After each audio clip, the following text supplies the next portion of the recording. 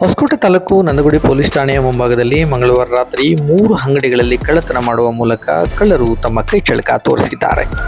ಈ ಘಟನೆ ಸ್ಥಳೀಯ ವ್ಯಾಪಾರಿಗಳು ಸೇರಿದಂತೆ ಸಾರ್ವಜನಿಕರಲ್ಲಿ ಆತಂಕವನ್ನು ಹೆಚ್ಚಿಸಿದೆ.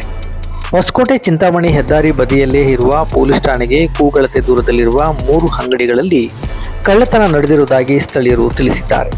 ಈ ಹಿಂದೆ ನಂದಗುಡಿಯಲ್ಲಿ ಇದೇ ರೀತಿ ಕಳ್ಳತನ ಘಟನೆಗಳು ನಡೆದಾಗ ಪೊಲೀಸರು ಕಳ್ಳತನ ಮತ್ತು ಕಳ್ಳರನ್ನು ಪತ್ತೆ ಹಚ್ಚಲು ಸಿಸಿಟಿವಿ ಅಳವಡಿಸಲು ಸ್ಥಳೀಯ ಅಂಗಡಿಯವರಿಂದ ಹಣ ಸಂಗ್ರಹಿಸಿದ್ದರು. ಆದರೆ ಸಿಸಿಟಿವಿ ಅಳವಡಿಸಿಲ್ಲ. ಇದರಿಂದಾಗಿ ಪದೇ ಪದೇ ಕಳ್ಳತನ ಘಟನೆಗಳು ನಡೆಯುತ್ತಿವೆ.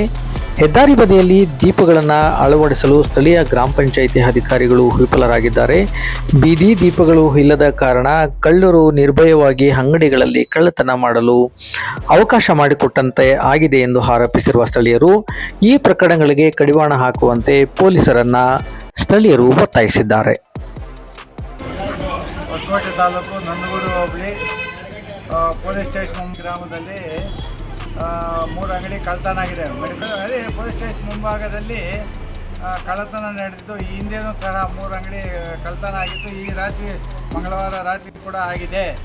ಇದಕ್ಕೆ ಸೂಕ್ತ ಕ್ರಮ ಕೈಗೊಳ್ಳಬೇಕಾಗಿ ಪ್ರಾರ್ಥಿಸುತ್ತೇವೆ. ಮತ್ತು ಹಿಂದೆ CC ಕ್ಯಾಮ್ರಾ ಹಾಕಲು ಪೊಲೀಸರು ಹಣ ಸಂಗ್ರಹಣೆ ಮಾಡಿರುತ್ತಾರೆ.